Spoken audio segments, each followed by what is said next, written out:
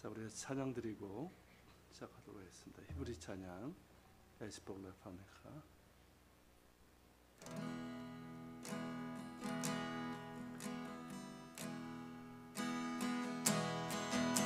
주님 보좌 앞에 내 마음 쏟으리.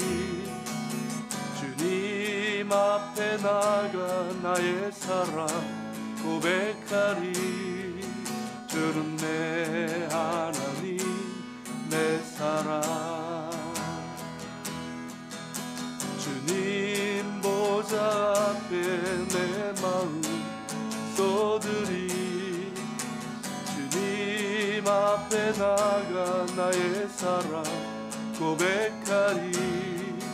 주는 내 하나님 내 사랑.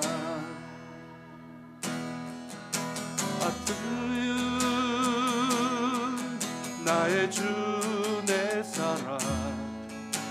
나의 머리 드네. 주는 내 하나님 나의 하나님 나의 하나님 내 사랑. 에스볼레 파네카 לפניך את ליבי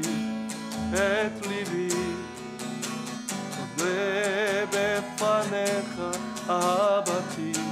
אהבתי כי אתה אדוני אהובי.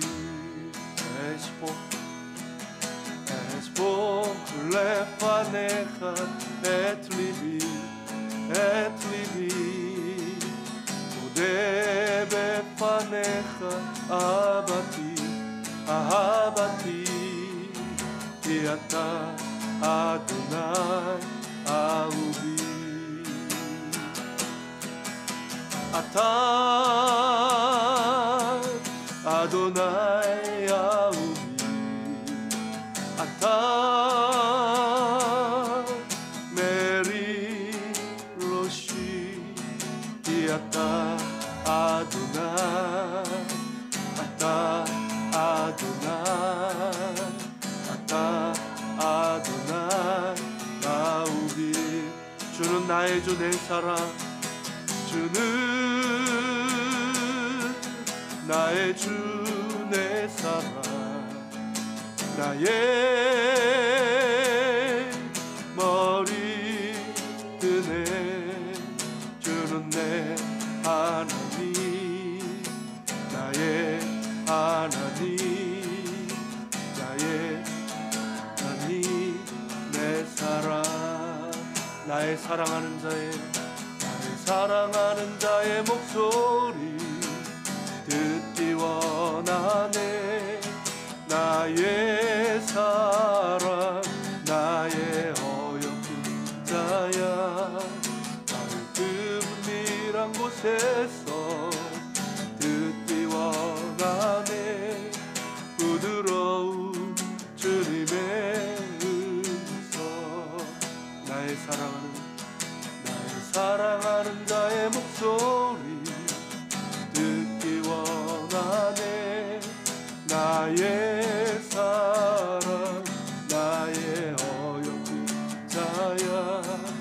나의 틈은 밀한 곳에서 듣기 원하네. 부드러운 주님의 음성. 나의 사랑 나의 어여쁜 자야. 일어나 함께 가자.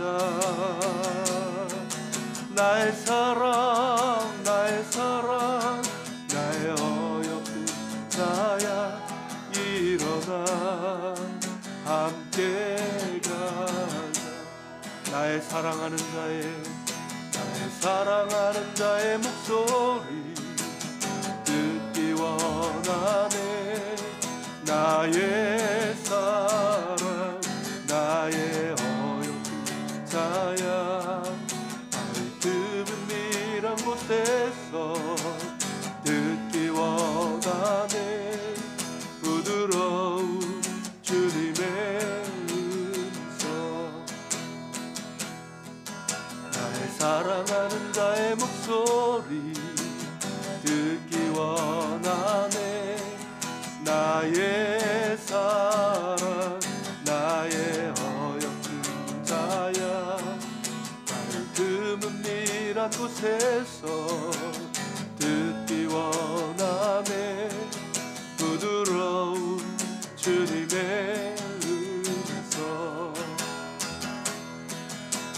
나의 사랑 나의 사랑 나의 어여쁜 자야 일어나 함께 가자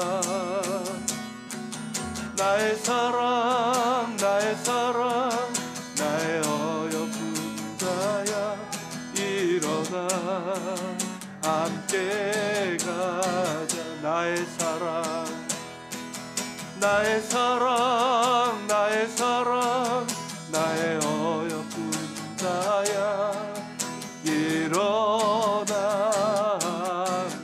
가자 나의 사랑 나의 사랑 나의 어여쁜 자야 일어나 함께 가자 일어나 함께 가자 사랑하는 주님 우리를 사랑하시는 주의 음성을 듣습니다. 그리고 우리 역시 주의 사랑에 비하면 너무나도 보잘것없지만 주님을 사랑하며 우리의 마음을 주께 드립니다. 주님 이 작은 것도 기쁘게 받으시는 주님 더욱더 우리를 붙잡아 주시고 우리의 가난한 심령 위에 주의 사랑과 은혜를 부어 주시옵소서. 이 시간도 주의 말씀 함께 나누고자 합니다. 우리의 어두운 눈을 여셔서 주의 법에 귀한 것을 보게 하여 주옵소서. 예수 그리스도의 이름으로 기도합니다. 아멘.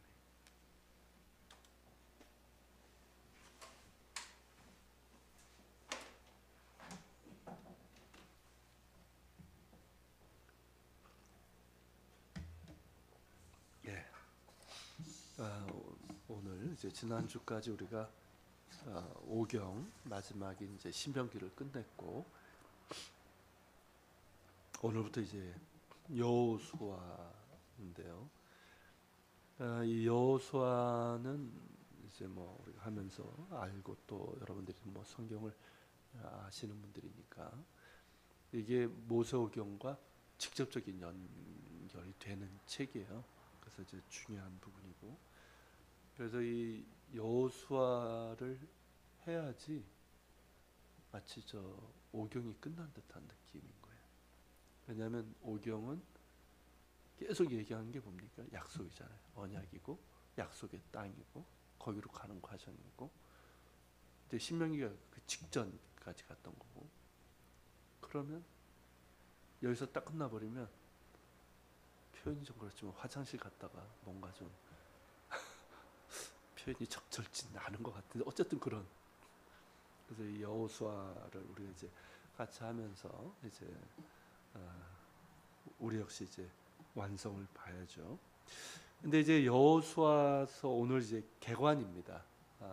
우리가 좀 깊이 있는 공부를 하니까 좀 개관도 좀 그에 맞게끔 좀 하려고 하는데 우리가 이제 여호수아서를 이제 좀 알거나 이제 들은 것이 있는 분들은 대부분 여호수아하면 전쟁에 관한 걸 생각을 해요. 실제로 뭐 가나안 정복 전쟁이고 점령을 위한 전쟁이고 그 중에 대표적인 게 뭡니까? 여리고. 누가 무너뜨렸니? 뭐 이러면서 여리고 점령. 이는 이제 일정 부분 맞는 부분이 있지만 왜곡된 점도 있습니다. 여호수아서에는 분명 하나님께서 자기 백성에 베푼 위대한 승리와 기록에 대한 기적에 대한 기록이 있죠. 그러니까 하나님께서 이스라엘을 위해 싸우셨다는 것 이게 이제 반복해서 확인되고 있어요. 이스라엘 자손 우리가 여호수아를 이렇게 읽어보면 이스라엘 자손은 가나안 땅에 들어와서 상당히 쉽게 아주 극적인 승리를 거둡니다. 그러면서 여러 성읍들을 점령을 해요. 그러니까 난공불락의 여리고 성 우리가 이제 그 부분을 할 때 자세하게 좀 고고학적인 자료들도 좀 보고 하겠지만 그걸 읽으면서 우리가 전율을 한단 말이죠. 그리고 이제 하늘의 해와 달이 멈춘 일 누가 놀라서 경탄하지 않겠습니까? 그리고 가나안 남부와 북부를 관통하는 그들의 거침없는 그런 행군에 누가 두려워하지 않겠어요? 그럼에도 불구하고 여호수아는 단순히 이 전투에 관한, 전쟁에 관한 책에서 그치지 않는다는 겁니다. 사실 이 전투라는 말도 우리가 일반적으로 생각하는 전투가 아니에요. 전형적인 전투, 전쟁은 뭡니까? 잘 훈련된 군대, 최소한 기본적인 훈련을 받은 그런 이제 군대 사이에 대규모 군사적인 충돌이 있고 힘과 전술에서 우위에 있는 쪽이 승리합니다. 그래서 항상 이거 비교를 하는 거예요. 군사력을 이제 비교하고 이렇게 뭐 한번 붙어보든지 하는 거지. 이거 확인 안 하고 이게 하는 건 무모한 거죠. 그러니까 군대 수가 적어도 어떤 전술이나 이런 면에서 우위에 있으면은 이길 수 있죠. 그러니까 예전에 이제 몽골의 징기스칸이 그런 경우죠. 소수지만 잘 훈련된 기마병을 중심으로 한, 그죠? 근데 이제 이스라엘 자손의 경우는 어땠습니까? 뭐 이거 뭐 잘 훈련된 군대 조직도 아니에요. 뭐 광야에서 그들이 보여준 거 보면 알지 않습니까? 유일하게 그들이 훈련한 건 뭘까요? 그 지파별로 이렇게 대열 맞춰가지고 움직인 거. 그거 외에 뭐 있나요? 어쨌든 잘 훈련된 군사족도 아니었고 가나안 족속보다 힘과 전술에서 압도적인 우위에 있어가지고 승리하고 그 땅을 점령한 것도 아니란 말이죠. 오히려 그들은 엉성했고요. 군대라 할 것도 없었고 힘과 전술에서도 가나안 족속보다 열세였습니다. 광야 시절에 그 가나안 땅 정탐을 했던 자들이 그 보고했던 얘기가 있었죠. 가나안 족속은 아낙 자손처럼 기골이 장대하고 그들의 성읍은 견고했다. 우리는 그 앞에 메뚜기 같다. 그러니까 객관적인 면에서 비교하면 열세였고 이런 승리는 거의 불가능했습니다. 그럼에도 이스라엘 자손이 가나안 족속들을 상대로 위대한 승리를 거둘 수 있었던 것은 전적인 하나님의 도움이 있었기 때문이죠. 직접적인 하나님의 개입도 있었고 그 중에 가장 극적인 것이 두 가지죠. 여리고 함락과 기브온 전투예요. 언제나 하나님의 도우심과 인도가 있었습니다. 그리고 승리를 거둔 것은 하나님이시고 그 열매를 취한 게 누구예요?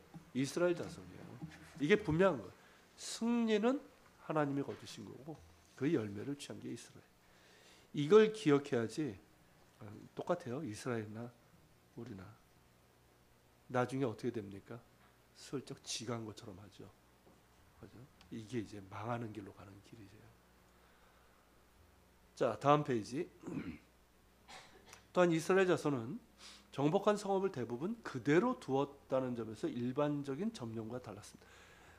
지금도 뭐 이렇게 전쟁을 하면 굉장히 이제 많이 파괴를 하지만 고대 전투는요, 이게 점령을 하면 아예 그냥 다 파괴시켜버려요.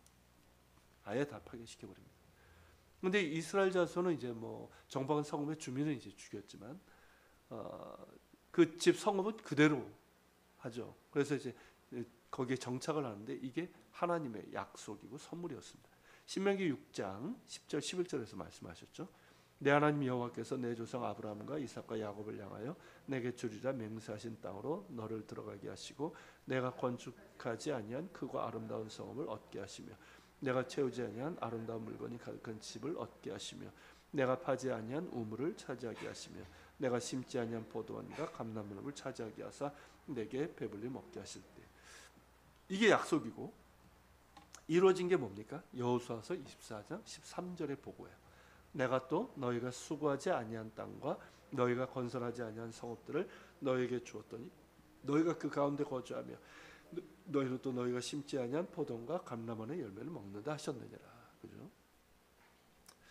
자, 그렇게 됐고요. 그리고 여호수아서는 이 전투 외에도 가나안 땅에 훨씬 깊은 관심을 가지고 있습니다. 그러니까 여호수아의 주된 관심은 전쟁이 아니라요, 오히려 땅이에요. 가나안 땅. 그러니까 전투의 목표가 이 땅을 소유하는 것이기 때문이죠. 가나안 땅은 수세기 동안 아브라함과 그의 후손들이 약속으로 받은 땅이고 여호수아서는 하나님의 오랜 약속이 성취된 것을 기쁨으로 전하고 있습니다. 이 책은 이제 이스라엘이 이 땅을 차지하려는 군사 작전에 착수하기 전에 필요한 상세하고 신중한 준비로 시작돼요. 그게 이제 앞부분이에요. 바로 들어가서 뭘 하는 게 아니라. 근데 그 준비가 여느 정복 전쟁하고는 다르다는 거죠. 여느 정복 전쟁은 어떻게 합니까? 군사적인 훈련, 작전 세우잖아요. 근데 이 사람들은 그런 게 없어요.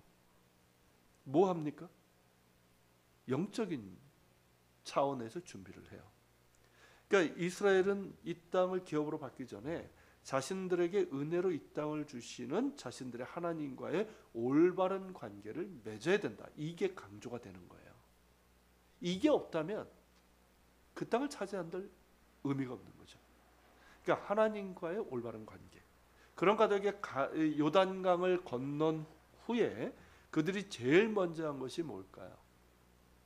전투가 아니라 기둥을 쌓고 그리고 할례를 한 건데, 할례가 뭐예요? 언약의 표정이잖아요. 하나님과의 언약을 기억하는 거고, 그리고 가나안 땅에서 첫 번째 유월절을 지킨 겁니다. 그러니까 애굽에서의 유월절이 첫 번째 유월절이었잖아요. 그리고 이제 요단강을 건너서 가나안 땅, 약속의 땅에서 첫 번째 유월절을 지키게 돼요. 그러니까 이 할례와 유월절이 의미하는 바가 굉장히 크죠. 그러니까 이스라엘 백성들에게 그걸 상기시켜 주는 거예요. 너희를 여기까지 인도하신 하나님이 어떤 분이시고 너희가 어떤 존재였고, 그러기에 너희를 택하시고 구원하신 하나님과 어떤 관계를 맺어야 되는가, 그걸 이제 상기시키는 거죠. 땅을 점령할 때도 가장 중요한 것은 영적 관심사였습니다. 6장서부터 12장까지 내용인데, 자, 이스라엘 자손은 요단강을 건넌 후에 여리고를 직접 취하지 않고요, 군사적으로 취하지 않고 신앙적으로 중요한 의미가 있는 의식인 성을 도는 행진을 한 다음에 취합니다. 우리는 이 그냥 돈 걸로 생각하는데 이게 도는 게 굉장히 신앙적인 의미가 있어요. 그 의식인데 그런 걸 한 다음에 취했단 말이죠. 그리고 이스라엘 자손이 가나안 땅에서 유일한 패배를 맛본 적이 있죠. 아이성 패배. 여리고에 비하면 아이성은 아이 수준이죠. 작은 성이었단 말이죠. 근데 이제 그 패배를, 이게 유일한 패배예요. 원인이 뭡니까? 진영 안의 불순종의 범죄죠. 아간의 범죄죠. 그러니까 이스라엘 자손은 그 땅 대부분을 차지했지만 언제나 그들 앞서 나가신 분은 하나님이셨습니다. 실제 싸움에 대해서 이제 이야기하는 부분, 6장서부터 12장 이 부분과 함께 이 책의 핵심은 오랫동안 약속받은 땅이 실제로 지파들에게 분배될 때 이야기. 그 부분이 13장부터 21장까지인데, 자, 이 지파별로 또 지파 내에 이제 가문별로 이 땅이 이제 분배되는 이 부분들. 아, 우리는 어떨까 읽을 때? 이름도 지명도. 그러니까 어떻습니까? 대부분 그리스도인들이 건성건성 읽죠. 아예 안 읽는 분들도 있고. 근데 이 부분은 각 지파의 땅에 대한 세부 사항, 여기에는 하나님의 약속의 윤곽이 아주 드러납니다. 그러니까 그런 배경을 가지고 읽으면 여기서도 우리가 은혜를 받는 거예요. 마치 그 족보 있잖아요. 역대기나 마태복음의 족보. 우리는 뭐 이게 아주 낳고 이러는데 그 안에 담겨져 있는 인간의 불순종의 역사, 범죄, 그럼에도 불구하고 약속을 이루어 가신 하나님, 이런 걸 보면 그 속에서도 은혜가 있다니까요. 그러니까 아는 만큼 보이는 거예요. 아는 만큼. 자, 다음 페이지. 자, 각 지파가 기업으로 받은 성읍 목록과 각 지파의 경계 확정을 보면 하나님이 자신의 약속에 신실하셨고 각 지파를 공평하게 다루셨다는 메시지를 확실하게 찾을 수 있습니다. 이 책은 하나님이 자기 백성을 위해 행하신 일에 대한 여호수아의 성찰, 여호수아가 이제 말년에 이제 돌아보죠. 그리고 이제 그 땅에서의 미래의 삶에 대한 권면, 이걸로 끝납니다. 22장부터 24장인데, 그래서 이 책은 백성이 각자 땅에 정착하고 모든 일이 정리된 것처럼 보이는 가운데 만족스러운 어조로 끝납니다. 그래서 참 좋은 책이에요. 용기도 있고 따뜻하고 희망도 있고 사사기가 문제지. 그죠? 자, 여호수아서에는 하나님이 이 모든 일의 일차적인 원동력으로 등장을 합니다. 당연하죠. 이스라엘 성공의 원인이 되시고 땅을 베푸시는 이는 하나님이시죠. 그리고 하나님은 가나안의 매춘부, 개역개정에는 이제 기생으로 나오죠. 여리고의 기생, 라합의 극적인 개종을 이끌어내신 분이고, 이 라합이 어떻게 됩니까? 메시아의 족보에 이제 들어가게 되죠. 그러니까 여기에서도 하나님의 이제 이렇게 일반적인 사람들이 오해하는 이스라엘의 민족신이나 뭐 이스라엘만의 이야기, 그게 아니라는 걸 보여주는 거예요. 그러니까 이방인에 대한 하나님의 마음, 선교도 이제 볼 수가 있는 거죠. 그리고 하나님은 자신이 백성을 위해서 행한 행동을 백성이 계속 기억하기를 요구하시는 분이었습니다. 지금 이 땅에 살아가고 있는 사람들의 죄가 이 땅을 심히 더럽혔기 때문에, 그러니까 죄가 관영했다라는 표현을 쓰잖아요. 심히 더럽혔기 때문에 하나님의 거룩하심이 이들을 진멸할 것을 요구한 거예요. 그러니까 진멸에 대해서도 우리가 이제 보게 될 거예요. 왜냐하면 오늘날의 이제 그런 기준으로 이 여호수아서를 비판하는 사람들이 많아요. 이 진멸 너무 잔인한 거 아니냐, 너무 폭력적인 거 아니냐. 그러면서 이제 뭐 리차드 도킨슨이 이런 무신론자들은 이제 뭐 그런 폭력적인, 그러니까 이 종교 때문에 인간의 역사에서 이런 수많은 폭력의 역사가 있었다, 이런 식으로 이제 오도를 해요. 그거는 무식한 얘기고요. 그러니까 이 진멸에 대해서 우리가 나중에 보게 됐지만, 기본적으로 이 진멸은 뭐냐면 하나님의 거룩하심에 의한 거예요. 그러니까 만약에 가나안 땅 족속들이, 그 땅에 살고 있는 족속들이 그렇게 그들의 죄로 그 땅을 완전히 더럽히지 않았다면 진멸을 명하지 않으셨을 거예요. 실제로 뭐 아브라함, 이삭, 야곱 때 어땠습니까? 같이 살았어요. 같이 살았고 같이 있었단 말이죠. 물론 그들의 이제 죄악이 있어서 하나님께서 이제 애굽의 고센으로 분리를 시키셨지만, 그러니까 그런 부분을 봐야 되는 거예요. 그러니까 하나님의 거룩하심 앞에 죄가 있을 수는 없는 거예요. 그러니까 그런 의미에서도 우리가 볼 수 있는 것이고요. 그리고 하나님은 백성에게 한 모든 약속을 지킨 분이셨습니다. 따라서 여호수아서를 읽고 여기서 전투만을 보는 것은 이 책을 심각하게 오해하는 겁니다. 이 책에는 풍부한 내용이 담겨져 있어요. 하나님을 그의 모든 영광 속에서 보여주는 책입니다. 이게 가장 중요한 거예요. 하나님을 못 보면 소용이 없는 거예요. 그리고 하나님의 백성과 하나님에게 응답한 사람들, 여기에는 이 하나님에게 응답한 사람들은 누굴까? 이방인들, 가나안 족속. 그러니까 여호수아서에도 보면 이방인들이 제법 등장합니다. 기브온 족속들도 나오고요. 이들에게 은혜롭게 도우시면서 하나님의 본성에 부합되게, 그 하나님의 본성은 뭐예요? 거룩이고 공의예요. 여기에 부합하게 하나님을 완강히 거부하는 사람들 어떻습니까? 용납하지 않는 하나님이심을 보여주고 있습니다. 대표적인 족속이 이제 아말렉 족속이죠.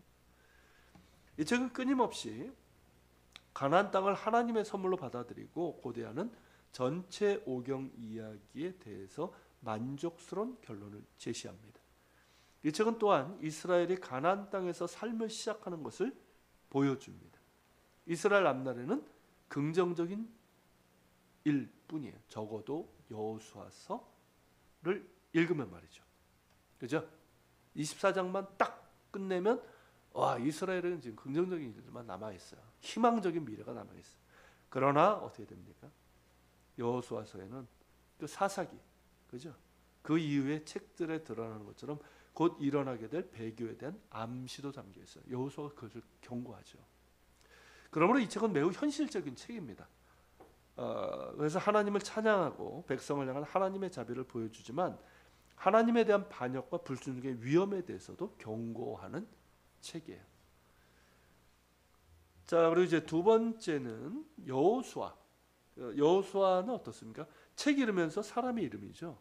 그러니까 우리가 성경 창세기에서 쭉 봤는데 사람 이름이 책 제목이 된 첫 번째 책이죠. 그 다음서부터 뭐 사무엘, 뭐 선지자들은 주로 이제 선지자들 이름이 붙지만, 자 여호수아라는 책 이름은 모세 후계자이자 이스라엘 지도자였던 여호수아의 이름에서 유래가 됐죠.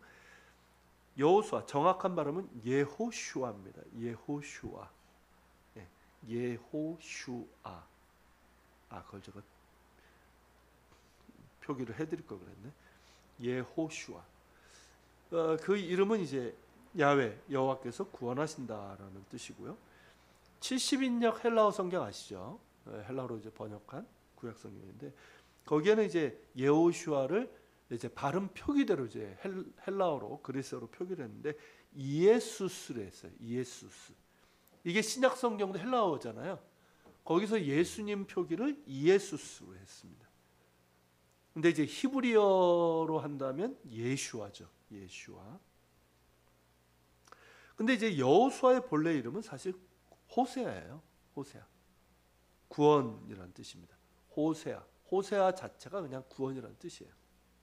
민수기 13장 8절, 신명기 32장 44절 나오는데, 근데 민수기 13장 16절 그 앞에 보면 이제 그 여호수아가 이제 눈의 아들 호세아로 나와요. 근데 민수기 13장 16절은 모세가 직접 호세아에게 여호수아라는 새로운 이름을 주었다라고 그렇게 설명을 하고 있습니다. 그게 이제 다음 장에 나오죠. 이는 모세가 땅을 정탐하러 보낸 자들의 이름이라. 그러니까 이름이 쭉 나오는데 그 앞에서는 눈의 아들 호세아로 나오는데 모세가 눈의 아들 호세아를 여호수아, 예호슈아. 그러니까 호쉐아에서 예호슈아로 이렇게 불렀다는 거죠. 그러면서 이제 그의 이름이 이제 예호슈아, 여호수아로 이제 많이 알려지게 되는 거죠. 그래서 여러분들이 이제 항상 기억해야 되는 건 여호수아, 호세아, 예슈아 이게 같은 거예요.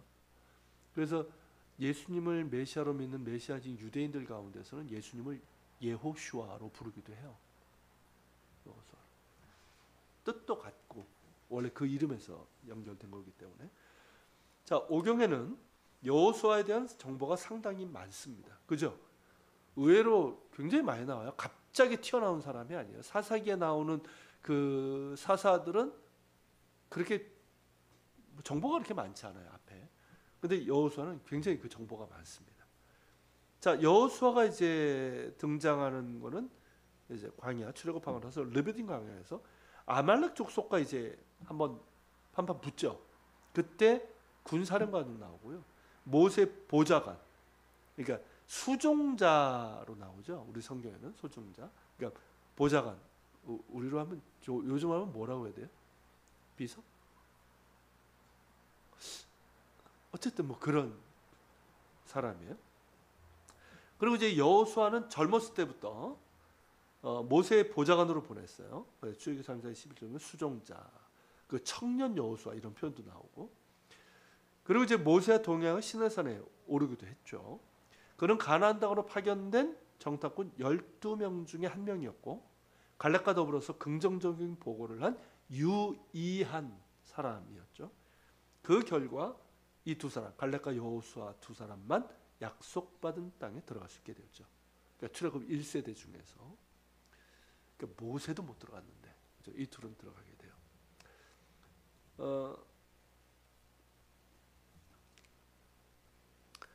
자, 야훼 하나님께서는 여호수아를 모세 후계자로 이제 지명을 하셨고 모세는 여호수아를 야훼 앞으로 데려와 임명을 하죠. 그러니까 여호수아는 하나님의 영이 임한 사람으로 나옵니다. 여호수아의 임명 의식은 온 회중이 이제 참석을 하고 대제사장 엘르아살이 주재하여 엄숙하게 거행이 됩니다. 그리고 모세는 이제 예식 도중에 안수를 하죠. 그러면서 여호수아에게 자신의 권위를 물려줍니다. 여호수아는 제사장 엘르아살과 함께 이 땅을 지파들에게 나누어야 했고 이게 이제 명령이 나와요. 민수기에. 그 두 사람은 이스라엘 자손이 그 땅에 이르렀을 때 이 임무를 수행하게 됩니다. 자, 그리고 모세의 생애 마지막에 이르러서 백성에게 여호수아가 하나님이 직접 지명한 이스라엘 지도자이며 자신의 후계자라는 걸 재확인해 주죠. 이게 리더십 이양이 굉장히 중요하잖아요. 제대로 안 되면 심각한 혼란이 일어납니다. 물론 이제 지도자 자체도 좀 제대로 된 사람이어야 되는데, 어쨌든 여기서는 모세는 그걸 확인시켜줘요. 그리고 후에 이제 야훼께서 여호수아에게 직접 말씀하셨듯이 우리가 다음 시간에 볼 건데, 모세는 그에게 강하고 담대하라 명하게 되죠. 그러니까 여호수아가 제일 많이 들은 말이에요. 강하고 담대하라, 강하고 담대하라. 그럴 수밖에 없죠. 자기 앞에 지도자가 너무 큰 사람이니까. 그리고 자기에게 주어진 과업은 또 너무나 큰 일이고. 그리고 이스라엘 백성이 뭐 보통 사람들입니까? 지질이 말 안 듣는 그런 사람들인데, 그러니까 강하고 담대하라, 이게 계속 반복되는 거예요. 자, 모세의 죽음이 임박했을 때 여호수아는 하나님을 만나기 위해서 모세와 함께 이제 회막으로 가게 되죠. 그게 신명기 31장에서 우리가 봤고요. 하나님은 여호수아에게 강하고 담대하라 명하시면서 자신이 그와 함께 할 것이며 그는 이스라엘 자손을 그 땅으로 인도해 데려갈 것이라고 확인시켜 주셨습니다.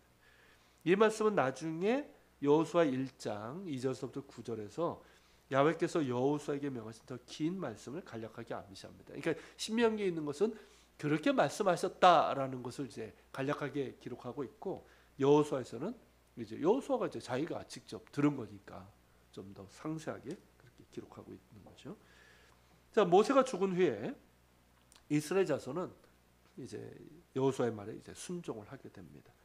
그리고 이제 모세가 여호수아에게 안수했기 때문에 지혜의 영이 그에게 임하게 되죠. 이런 부분이 이제 나와요. 자, 그리고 이제 자신의 이름이 담긴 이 책에 나타나 있듯이 여호수아는 이스라엘의 위대한 지도자이며 입법가인 모세의 훌륭한 후계자였습니다. 그러니까 모세 같은 사람은 아니에요. 신명기에도 이제 모세와 같은 자는 더 이상 나오지 않았던 것처럼, 그렇지만 아주 훌륭한 후계자였습니다. 여호수아는 모세의 후계자 역할을 맡기 위해서 하나님의 부르심을 받죠. 그리고 이 책은 그거예요. 처음에 이제 강하고 담대하라, 내가 너와 함께 할 것이며 너를 도우리라. 그러면서 이제 너는 이 율법 책에서 좌로나 우로나 치우치지 말고 이 말씀에 따라 행하라, 이게 나오잖아요. 그러니까 여호수아는 하나님의 부르심과 말씀 명령에 그대로 따른 사람이라는 거죠. 그러면서 하나님께서 약속하신 대로 여호수아와 함께했고, 여호수아는 모세와 같은 지위를 누렸음을 분명히 보여주고 있다는 거예요. 여호수아의 사역이 시작될 때 온 백성은 그에게 순종하겠다고 이제 맹세를 했고, 여호수아의 말년에는 그의 요구에 순종하여 그와 함께 야훼만을 섬기겠다고 사역을 했습니다. 이걸 보면 여호수아가 모세보다 행복했던 리더였어요.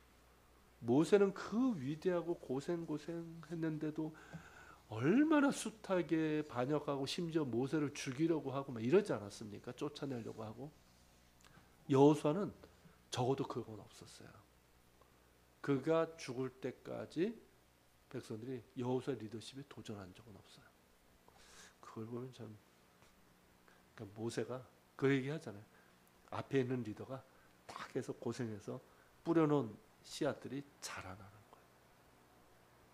그러니까 여호수아가 이제 모세의 덕을 보는 거죠. 이렇게. 자, 다음 페이지 보겠습니다. 자, 여호수아는 이 책 전체에 걸쳐 권위 있게 말하고 행동하며 그의 고별 연설은 모세의 연설만큼이나 감동적입니다. 22장부터 24장에 있죠. 그리고 여호수아는 이 책의 시작 부분에서 모세의 수종자로 언급이 됩니다. 처음에 보좌관이죠. 근데 결국 모세와 마찬가지로 마지막에는 여호와의 종으로 나와요. 딱 한 번 이게 나옵니다. 여호수아는 이제 110세의 나이로 죽었고 자신의 기업에 속한 땅에 묻히게 됩니다. 그래서 지금 이스라엘 땅에 가면 여호수아의 무덤이라고 하는 지역이 있어요. 그리고 여호수아 생전의 백성은 야훼 하나님을 섬겼는데 이는 그의 지도력을 잘 보여줍니다. 그러니까 리더가 제대로 이렇게 되니까 백성들도 그렇게 되는 거죠. 그리고 여호수아는 이제 신약 성경에서는 사도행전 7장 45절, 히브리서 4장 8절에서 언급이 되죠. 자, 그리고 세 번째로 이제 저자와 이제 저술 시기를 한번 보겠습니다. 저자. 자, 우리는 이제 여호수아, 그러니까 뭐 여호수아가 저자지, 하지만 이 책에는 저자가 누구인지 직접적인 언급은 없어요. 근데 이제 유대교 이제 탈무드나 라시, 아주 유명한 랍비입니다. 이스라엘 그 유대교에서 존경하는 라시 등의 랍비들은 이 책 전체를 여호수아에게 기록시켰습니다. 그러니까 이 책 전체를 다 여호수아가 썼다. 근데 어떤 이들, 유대인 중에 어떤 이들은 이 책의 일부, 즉 여호수아 죽음에 대한 기사, 아니 그것까지 자기가 써요? 그건 아니지. 근데 이 개신교에서도요, 아주 그냥 그 극단적인 문자주의 주장하는 사람들은 그렇게 주장을 합니다. 모세도 그렇고 뭐 여호수아도 자기의 죽음 어디에 묻힐지 다 알고 미리 썼대. 그거는 신앙이 아니에요. 그건 믿음이 아니에요. 그러니까 여호수아의 죽음에 대한 기사나 다른 이제 단편적인 또 기록들이 조금씩 있습니다. 그 안에 그런 것들은 나중에 쓴 것으로 여겼어요. 그리고 이제 그 아브라바넬이라는 분이 있는데, 이분은 그 4장 9절, 5장 9절, 7장 26절 등등에 보면 오늘까지라는 문구가 나와요. 오늘까지 있더라, 오늘까지 살아있더라, 뭐 이런 표현들. 이거는 여호수아가 썼을 만한 이야기가 아니잖아요. 그렇잖아요. 뭔 얘기인지 알겠죠? 그래서 이 문구로 인해서 이 책을 사무엘에게 기록시켰어요. 그러니까 사무엘이 쓴 거다.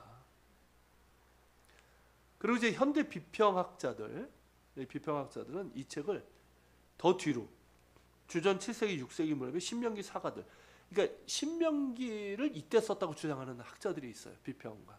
이때로 이제 기록을 시켜요. 근데 이것도 이제 문제가 있고요.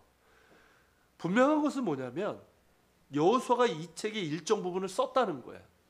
그게 어디 나오냐면 24장 26절에 보면 백성이 세겜에서 맺은 언약을 언급하면서 여호수아가 이 모든 말씀을 하나님의 율법책에 기록하고, 그러니까 전체는 아니더라도 이 책의 상당 부분을 직접, 뭐 여호수아 처음 부분이나 이런 부분들을 직접 쓴 부분이 맞아요.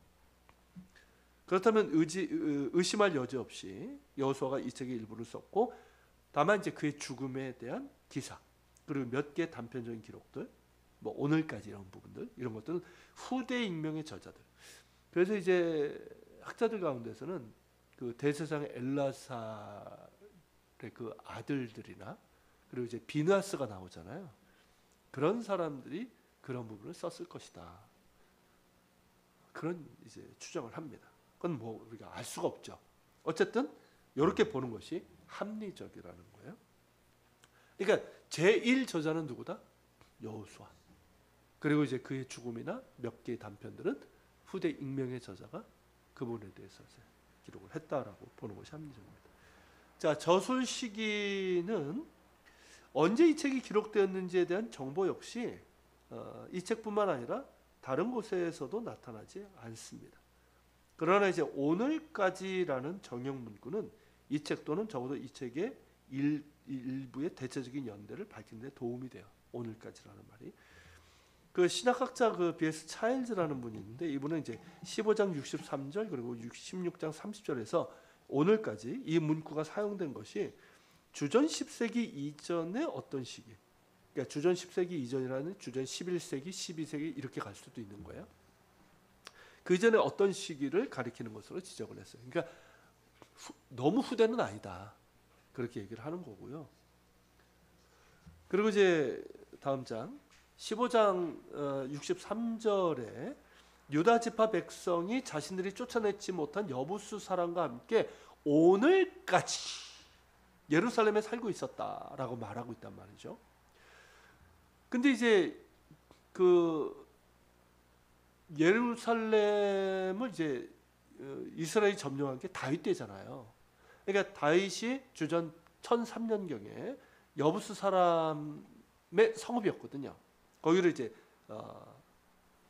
정복을 하고 자기의 이제 수도로 삼죠. 다윗성이라고 부르죠.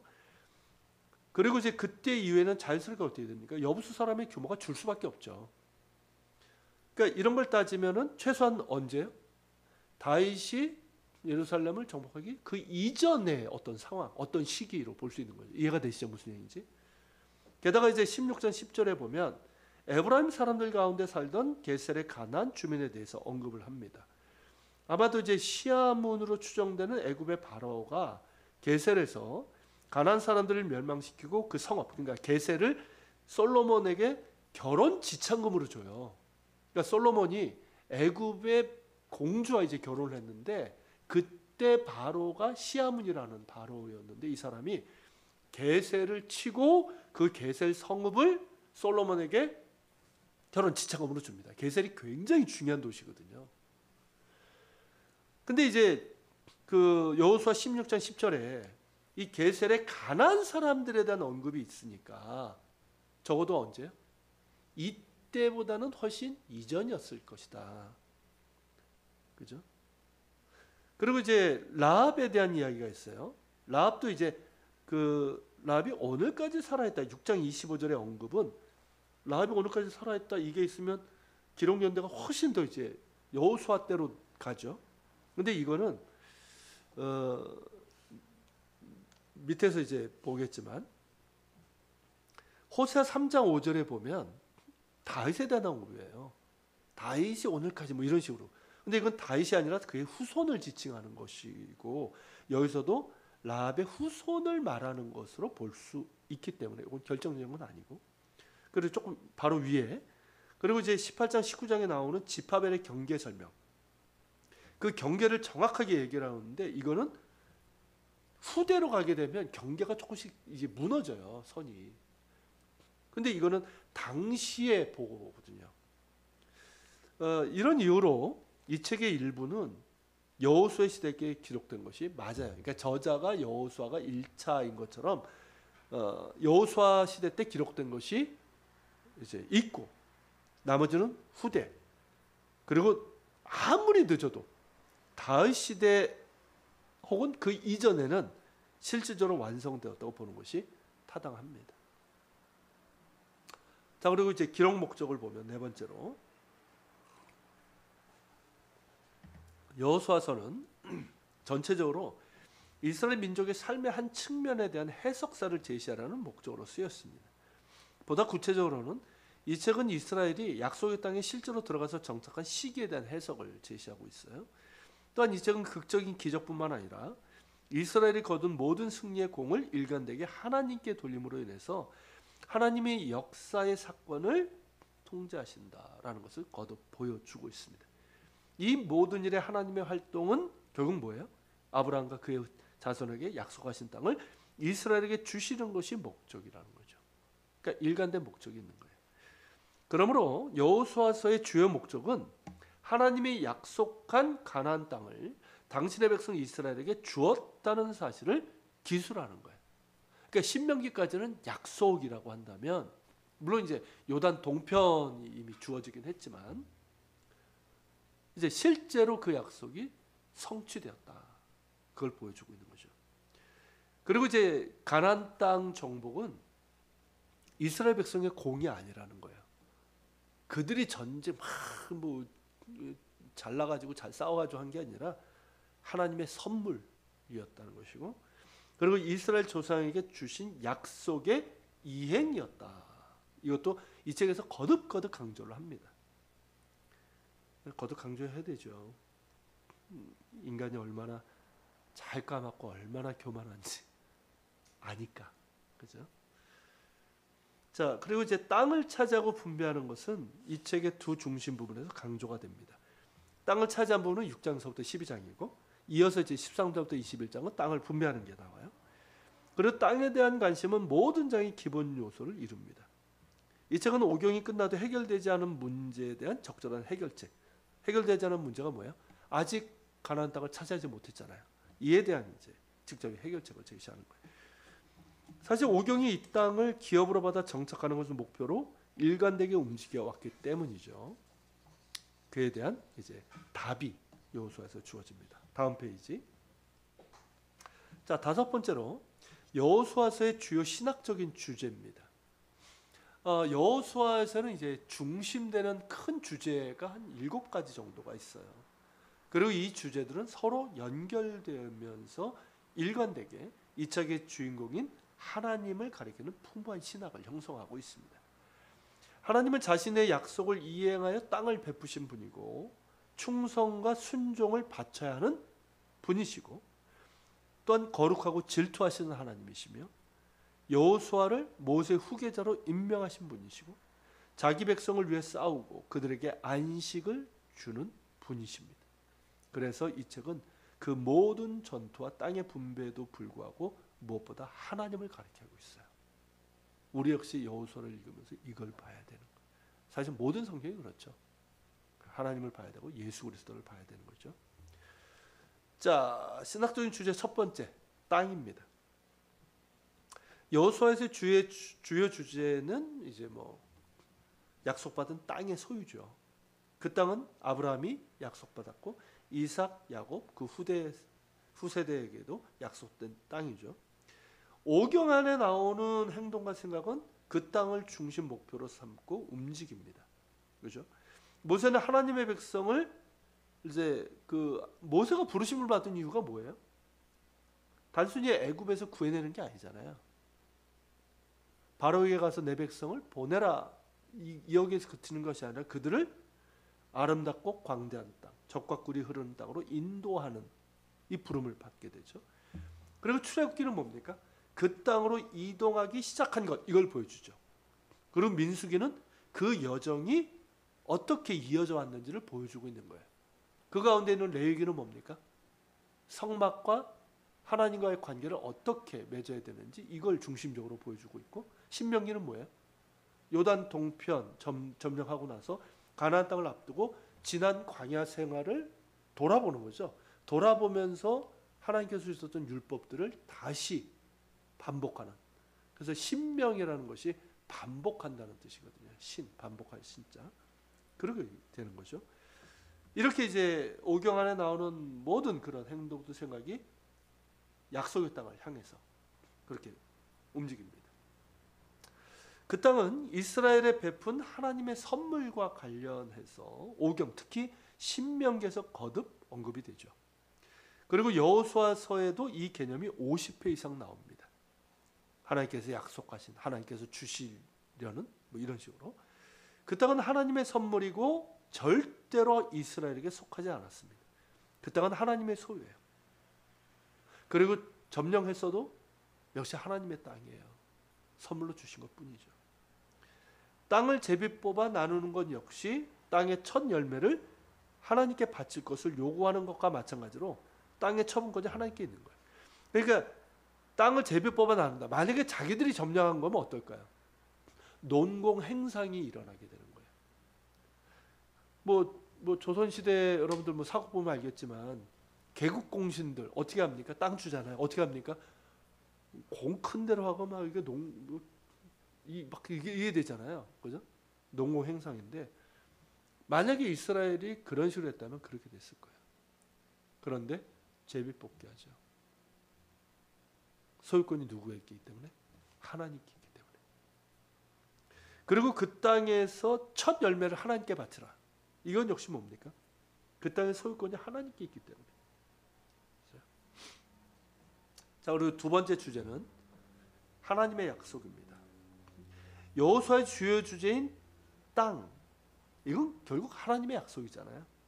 이 땅을 소유하는 데 핵심은 야훼께서 약속을 지키는 하나님이시다라는 점과 연결이 되죠. 이 책의 초점이 되는 땅은 단순한 땅이 아니라 오랫동안 아브라함과 그의 후손에게 약속된 땅이죠. 약속의 땅. 여호수아서는 땅과 관련된 약속을 포함해서 모든 면에서, 그러니까 하나님이 이것뿐만 아니라 여러 약속이 있잖아요. 그러니까 이 모든 약속에 하나님은 신실하시다. 이걸 보여주고 있어요. 그런 과정에 이 책은 이스라엘에게 땅을 주시겠다는 하나님의 약속을 되풀이하는 것으로도 시작됩니다. 여호수아 처음에 이게 이제 나와요. 그리고 하나님은 그 약속을 확인하시면서 여호수아에게 내가 너와 함께 할 것이고 너를 대적할 자가 없게 할 것이다. 그렇게 약속을 하셨죠. 그리고 이제 백성들에게도 약속을 하시죠. 하나님은 자기 백성에게 안식을 약속한 적이 있습니다. 그래 이제 출애굽기 신명기 중에 나오는데, 그리고 그들이 그 땅에 들어가기 전에 이 약속이 반복이 됩니다. 그게 처음에 또 나와요. 여호수아서. 그리고 이 모든 약속이 어떻게 됩니까? 다 성취가 되죠. 하나님은 여호수아와 약속하신 대로 함께 하셨고 그를 대적할 자가 없었어요. 그리고 땅은 전쟁에서 안식을 얻었고 이스라엘은 적에게서부터 안식을 얻게 됩니다. 하나님은 이스라엘 자손에게 내가 채우지 아니한 아름다운 물건이 가득한 집을 얻게 하시며 내가 파지 아니한 우물을 차지하게 하시며 내가 심지 아니한 포도원과 감람나무를 차지하게 하시리라 약속하셨는데 이것 역시 성취가 되죠. 하나님이 자기 약속을 지키는 것이 중요한 것은 중요함을 가장 극적으로 보여주는 것이 21장 43절서부터 45절에 땅 분배 말미에 나오는 하나님의 행적을 요약한 내용에 나옵니다. 여기서 우리는 야훼를 약속을 지키시는 하나님으로 완전히 인정하게 되는 것이죠. 한번 읽어볼까요? 여호와께서 이스라엘의 조상에게 맹세하여 주리라 하신 온 땅을 이와 같이 이스라엘에게 다 주셨으므로 그들이 그것을 차지하여 거기에 거주하였으니 여호와께서 그들의 주위에 안식을 주셨으되 그 조상들에게 맹세하신 대로 하셨으므로 그들의 모든 원수 중에 그들과 맞선 자가 하나도 없었으니 이는 여호와께서 그들의 모든 원수들을 그들의 손에 넘겨주셨습니다. 여호와께서 이스라엘 족속에게 말씀하신 선한 말씀이 하나도 남음이 없이 다 응하였더라. 그죠? 이게 이제 여호수아의 결론이에요. 약속을 이루시는 하나님. 그래서 여호수아를 읽어보면 굉장히 복음이에요. 굉장히 복음적인 내용이에요. 자, 세 번째 주제는 이제 언약이죠. 여호수아에서 다 이게 연결이 돼요. 여호수아에서 또 한 가지 두드러진 주제는 언약입니다. 그 초점은 하나님의 언약 이행과 이스라엘의 언약 준수. 언약이라는 것은 쌍방관계잖아요. 그러니까 우리가 보통 이제 약속하면은 하나님의 약속을 얘기를 하지만 언약이라고 할 때는 쌍방관계를 얘기를 하는 거예요. 그러니까 하나님은 그 언약하신 바를 성실하게 이행을 하시죠. 그렇다면 하나님과 언약 관계에 있는 이스라엘은 어떨까요? 그들 역시 성실하게 언약을 준수해야 됩니다. 이게 이제 강조가 되는 거예요. 그러니까 오경에서도 계속 그랬고 특별히 신명기가 이거를 계속 강조했잖아요. 신명기에서 계속 강조하는 부분이 이거였어요. 그러니까 여호수아서에서도 신명기처럼 율법, 율법은 언약을 얘기를 하는 거잖아요. 이에 대해서 이제 순종을 강조. 그러니까 율법에 대한 순종이 이스라엘은 언약을 준수하는 것을 의미하는 거죠. 순종을 강조하고 그러면서 이제 순종과 축복, 불순종과 처벌 혹은 저주, 이 인과관계를 계속 강조합니다. 이게 우리가 신명기에서 계속 봤잖아요. 여호수아에도 나오죠. 그리고 여호수아에는 서에서는 이 두 가지 언약 갱신 의식이 기록되어 있어요. 첫 번째는 이제 그 세겜에 있는 에발산에서 있었죠. 거기에서 이제 그 에발산과 그리심산에 이스라엘 지파들이 반반 나누어서 그리심산은 이제 순종의 축복을 선포하고 에발산은 그 불순종의 저주를 선포했잖아요. 그리고 에발산에서 여호수아는 야훼 하나님께 제단을 쌓고 제사를 드렸습니다. 거기에서 여호수아는 모세가 기록한 율법을 이스라엘 자손의 목전에서 그 돌에 기록을 했습니다. 그게 지금 에발산에 가면은 여호수아 때 제단의 그 흔적이 남아 있어요. 그런 다음 여호수아는 모든 율법을 백성에게 읽어 주었죠. 그리고 이제 세겜에서 거행된 24제 언약 갱신 의식. 그러니까 두 번 행해진다고 봐야 돼요. 그리고 25절 27절에 따르면 여호수아는 그들의 언약 갱신의 말을 하나님의 율법책에 또 적고 큰 돌을 세워서 그들을 위해 증인과 기념으로 삼습니다. 백성도 율법을 지키겠다고 약속을 했죠. 또한 여호수아서에서 언약의 중요성은 이 책이 언약궤를 강조하고 있는 데서 더욱 뚜렷하게 나타납니다. 언약궤는 이 언약갱신의 의식의 일부로 등장하는 8장뿐만 아니라 거기서도 이제 나오고요. 요단강 건널 때도 언약궤가 특별한 위치를 차지하죠. 언약궤를 맨 제사장들이 먼저 건너게 하잖아요. 그죠? 언약궤는 뭡니까? 하나님의 임재의 상징이었고, 언약은 하나님과 하나님의 백성 사이의 관계를 나타내는 징표거든요. 그죠? 이게 강조되고 있고요. 그리고 이제 네 번째 이제 중심 주제는 순종입니다. 다 연결이 되죠. 언약 개념과 밀접하게 관련된 것은 언약에 대한 이스라엘의 충실입니다. 그런 것에게 이 책에서 율법에 순종하는 것의 중요성에 대해서 거듭거듭 강조를 합니다. 하나님은 여호수아에게 율법의 모든 말씀을 지키라고 명령하셨고, 여호수아는 요단 동편 지파들에게 하나님의 계명에 순종하고 율법을 지키라고 명했고, 온 백성에게도 같은 명을 내렸습니다. 백성은 언약갱신 의식을 통해서 야훼만을 섬기고 순종했다고 다짐을 하죠. 땅의 소유와 보존이 이스라엘의 율법 순종에 결부되어 있다. 이게 이제 그 오경, 특별히 이제 신명기의 모티브거든요. 너희가 그 땅을 소유하고 그 땅에서 하나님께서 주시는 복을 누리면서 살 수 있는 방법은 뭐예요? 율법에 순종하는 거예요. 언약에 충실한 거예요. 이 모티브가 여호수아서에서도 그대로 강조가 됩니다.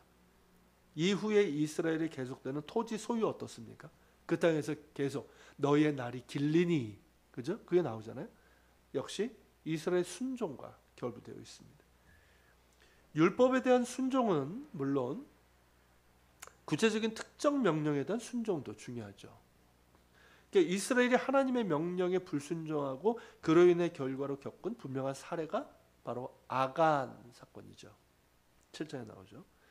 그리고 다른 사례는 이스라엘이 여러 곳에서 그 주민을 쫓아내지 못했는지 안 했는지 그 부분이 있어요. 그러니까 분명히 하나님께서는 쫓아내려갔는데 이들이 쫓아내지 않았어요. 그게 이제 나중에 우리가 보겠지만 그런 부분이에요. 그러니까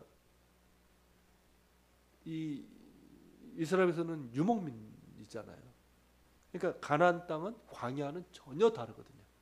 적과 꾸리는 땅, 농경이 가능한 땅이다 말이죠. 그러니까 유목민이 그 땅에서 살아가려면 어떤 그 땅의 특성, 농경법 이런 것들을 알아야 되는데 누가 필요합니까? 이 사람들이 좀 필요하거든.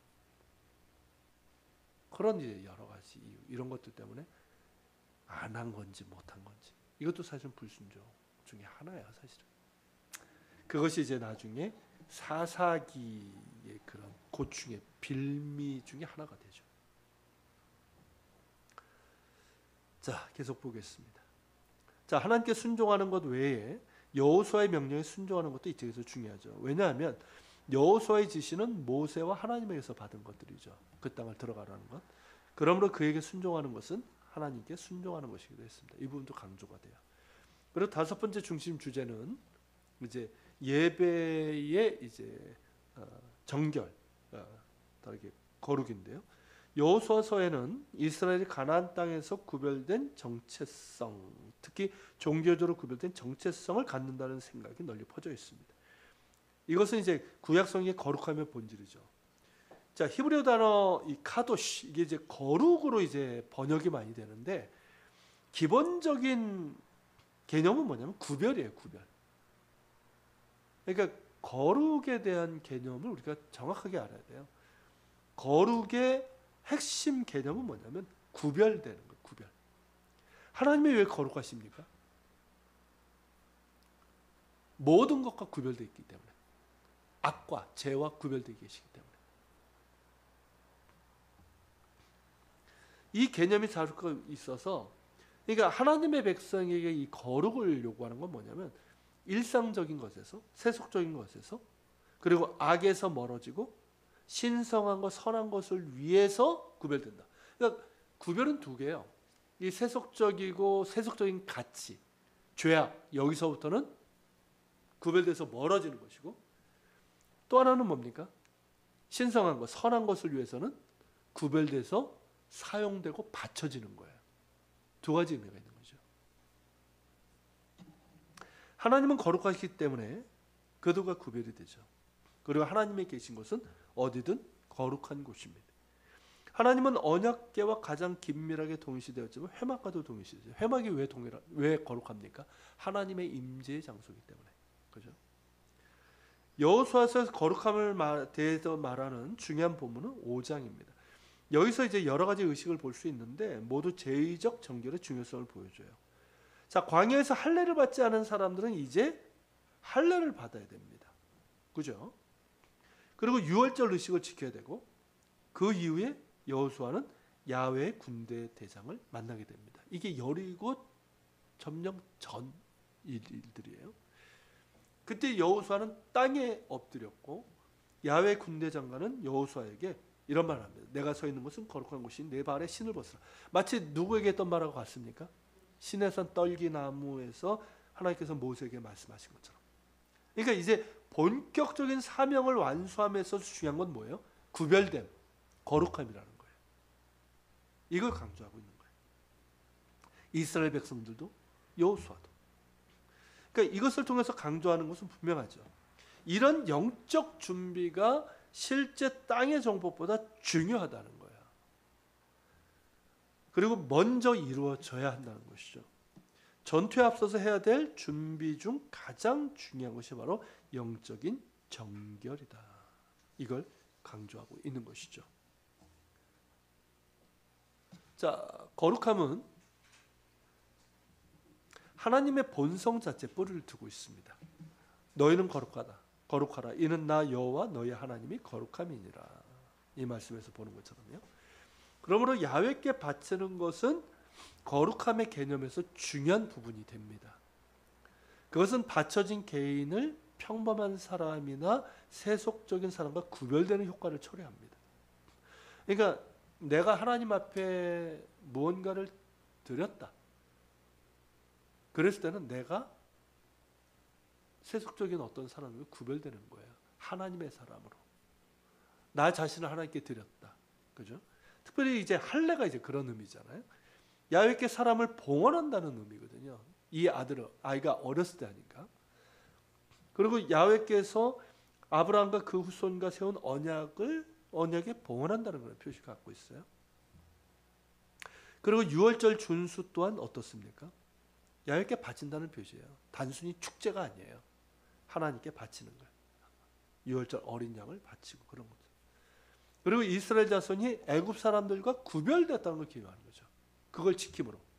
마치 우리가 주의를 지킴으로 우리가 구별되었음을 보여주는 거잖아요. 절기도 그렇고 다 그런 의미가 있는 거죠. 그리고 이 책의 다른 중요한 모티브 중에 하나인 가나안족 진멸도 이와 관련이 있습니다. 이거는 뭐 앞서 말씀드린 것처럼 나중에 좀 자세하게 좀 다룰 예정이고요. 진멸의 목적은 이스라엘 자손이 그 땅을 차지할 수 있게 하려는 것과 가나안족의 사악함을 응징할 수 있게 하려는 것이죠.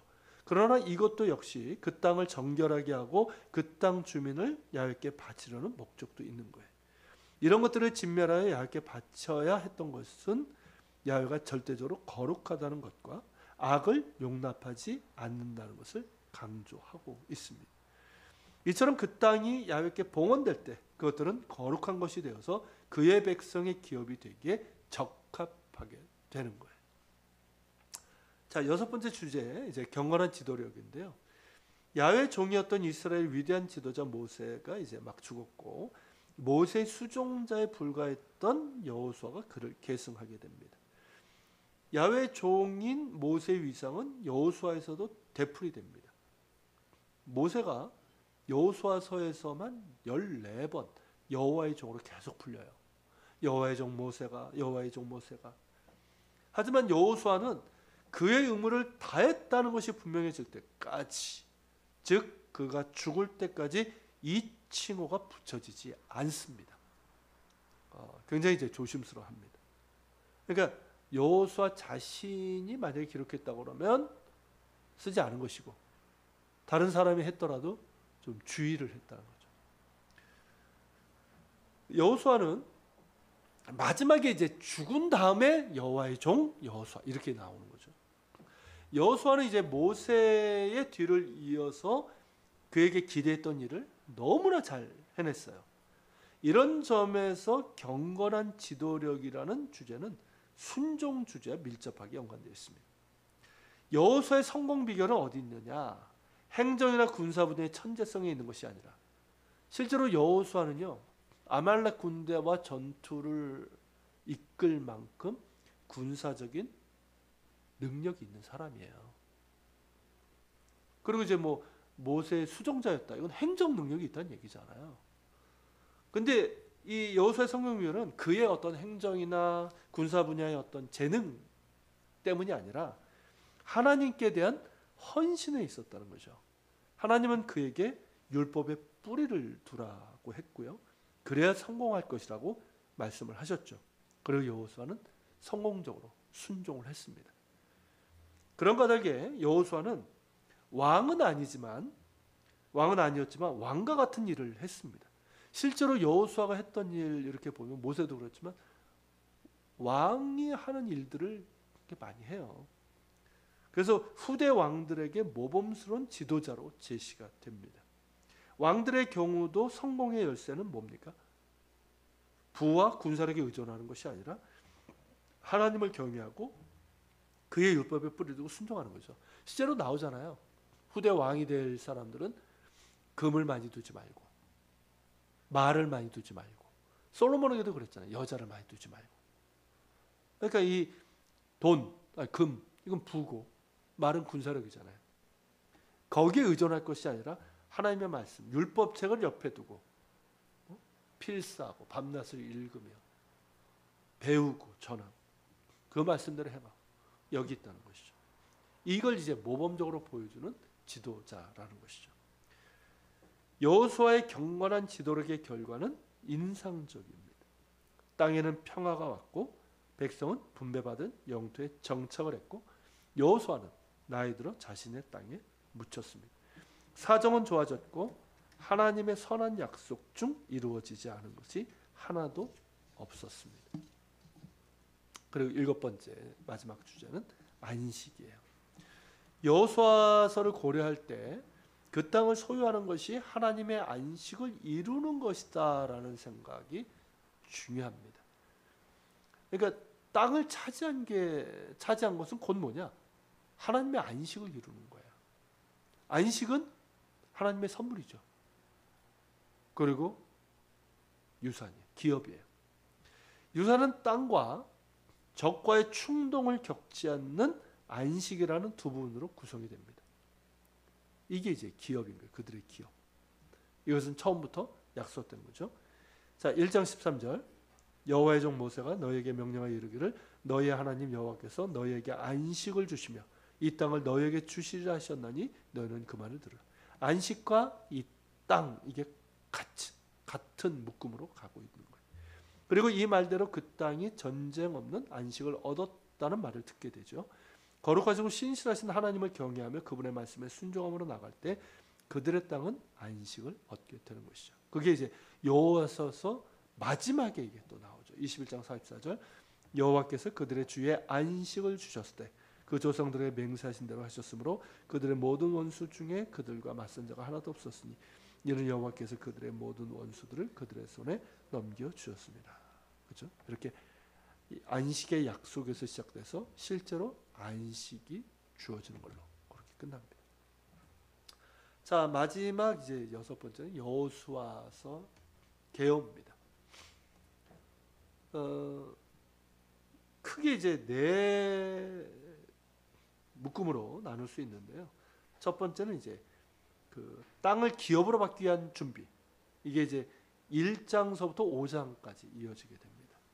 그래서 이제 땅을 기업으로 받기 위한 지침. 여기에는 이제 여호수아에게 강하고 담대하라 하신 말씀들이 있고 백성에게 하는 말씀도 있고 그리고 이제 여리고의 정탐꾼을 파견하죠. 그러면서 이제 라합 이 기생 라합이 이제 영접하고 그러면서 라합과 그의 가족이 이제 구원받는 일이 있게 되죠. 그리고 이제 요단을 이제 마침내 건너게 되고 그리고 요단을 건너서 이제 길갈에 가서 이제 단을 쌓고 이제 할례를 하고 유월절 지키고 그 의식을 준비합니다. 그리고 이제 6장서부터 12장까지는 이제 땅을 기업으로 받는 이제 점령이 일어나게 되죠. 첫 번째가 여리고 점령이고 그런데 이제 언약에 불순종한 사건이 여기 나오죠. 그로 인해서 아이성 패배를 하죠. 그리고 이제 그 불순종한 죄의 씨앗을 제거하고 나서 아이성을 이제 점령을 하게 됩니다. 이게 6, 7, 8장이에요. 그리고 이제 그러고 나서 어떻게 됩니까? 아이성을 이렇게 하면서 여리고가 이제 그 가나안 땅 유다 산지의 아래쪽에 있다면 이 아이성은 거의 위쪽이에요. 그러면 위로 딱 올라가서 야 이제부터 다 점령 해야 되는데 어디로 갑니까? 돌연 세겜으로 가요. 그러니까 이게 여느 전투하고는 다른 거예요. 그래서 세겜으로 가서 언약을 확인하죠. 그러니까 중요한 것이 무엇인지를 보여주는 거예요. 그래서 거기에서 가나안 땅에서 선포된 축복과 저주, 세겜에서의 그리심산과 에바에서 나오죠. 그러고 나서 이제 다시 내려와서 그런데 이제 기브온과의 화평 조약이 이루어지게 되죠. 기브온 족속 뭐 대충 아시겠지만 속이잖아요, 그죠? 근데 어쨌든 그들을 속였지만 그들을 이스라엘 그 총회에 받아들이게 되죠. 그래서 이방인이 이제 총회에 이제 들어오게 되는. 그리고 이제 그 기브온 기브온 조약이 이제 시험을 받죠. 그러니까 기브온이 이제 배신했다고 생각한 거야. 다른 이제 가나안 족속들은 이놈들이 우리를 배신해 그래가지고 가만 놔두면 안 되겠다 가지고 같이 연합해서 이제 공격을 하죠. 그러니까 기브온 족속이 여호수아에게 SOS를 청하고 같이 해서 한데 그때 놀라운 일이 일어나죠. 해와들이 멈춘 그 사건. 그러면서 이제 남부 원정이 시작이 됩니다. 그리고 남부 원정 완료가 되고 이어서 이제 북부 원정이 시작되고 완료가 됩니다. 그러면서 이제 정복한 왕과 땅의 목록이 쭉 나와요. 그게 이제 두 번째 덩어리고요. 세 번째는 땅의 분배. 13장서부터 21장까지. 그래서 이제 땅을 분배하라는 명령을 받고 이제 하게 되죠. 먼저 이제 요단 동편 땅을 분배했던 것을 이제 회상을 합니다. 세 지파들에게 줬죠. 그리고 이제 요단 서편 땅을 분배를 시작을 합니다. 그래서 이제 좀 많은 분량을 다루는 것이 아무래도 좀 지도자 역할을 했던 유다 지파의 기업, 요셉 지파의 기업, 그리고 다른 지파 땅들, 그리고 이제 여호수아 자신의 기업은 간략하게 딱 나옵니다. 그리고 이제 요단 서편 땅의 분배가 완료되고 그러면서 도피성에 대한 이야기가 쭉 나와요. 그리고 이제 레위 지파의 성읍이 소개가 되고 이로써 이제 땅 분배가 다 완료된 것을 이제 보고하고 그리고 이제 마지막 덩어리는 여호수아의 이제 고별 연설이죠. 22장서부터 24장까지. 먼저 이제 요단 동편 지파들에 대해서 이제 여호수아가 고별 연설을 하고요. 그리고 이제 충성의 위기에 대한 어떤 경고들이 있고, 그리고 이제 온 이스라엘에 대한 여호수아의 첫 번째 고별 설교, 그리고 두 번째 고별 설교가 있고, 그리고 이제 마지막 부분은 여호수아가 이제 죽고 그의 땅으로 이제 받은 그 기업에 이제 매장됐다라는 그 보고가 나옵니다. 이렇게 해서 이제 여호수아가 이루어지게 돼요. 자, 오늘은 이제 우리가 개간을 받고요. 다음 주부터 이제 1장부터 좀 다루고 1장을 다루면서 할지 아니면 다음에 할지 모르겠지만 이 가나안 정복 시기가 언제냐 이것도 사실은 조금 예전에 한번 제가 다룬 적이 있었어요. 그러니까 출애굽 시기가 전통적 15세기냐 아니면 13세기냐 이거에 따라서 이제 그 가나안 정복 시기도 조금 달라지는데 요거에 대한 이야기도 좀 하는 게 좋겠죠. 그죠? 보통 공부가 아니니까 우리. 어쨌든 그렇게 하겠습니다. 오늘은 여기까지 하도록 할게요. 자, 우리 같이 한번 기도하겠습니다. 우리가 여호수아서 개간을 통해서 봤는데, 우리가 이 개간을 통해서 우리가 분명히 보는 건 그거예요. 하나님은 신실하신 하나님이시라는 거죠. 그 약속하신 말을 이루시는 하나님이시고, 그리고 그 백성에게 순종을 요구하시는,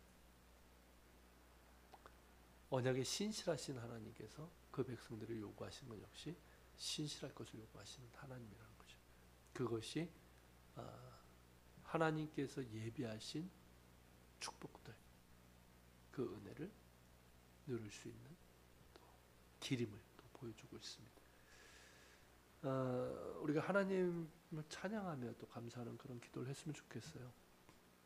약속을 지키신 하나님, 신실하신 하나님 기도하고, 그리고 우리 역시 하나님 앞에 신실한 백성들, 여전히 연약하지만 우리가 더 믿음 주시고 붙들어 주셔서 하나님께 신실한 그런 사람들, 믿음의 사람들 되고, 그래서 여호수아가 그랬던 것처럼 좌로나 우로나 치우치지 않고 정말 주의 말씀 따라 그렇게 갈 수 있는 우리가 되게 하여 주시옵소서.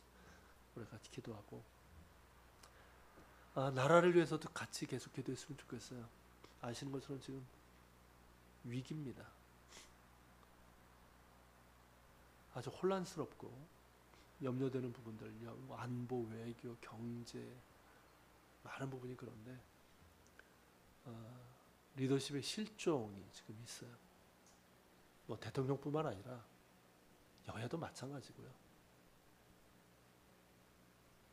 리더십의 실종인데, 기도합시다. 하나님께서, 그러니까 여호수아서도 그렇고 우리가 광야에서도 실질적인 리더는 하나님이셨단 말이죠. 하나님께서 이 땅에 정말 지도자가 되주셔서 이 땅을 붙잡아 주시고 그릇된 길로 가고 있는 이 상황에서 돌이켜 주시고, 또 한국교회가 정말 깨어서 정치 이념에 휩쓸리는 것이 아니라 깨어서 기도하면서 이 땅에 정말 파수꾼의 역할을 잘 감당할 수 있도록 우리 같이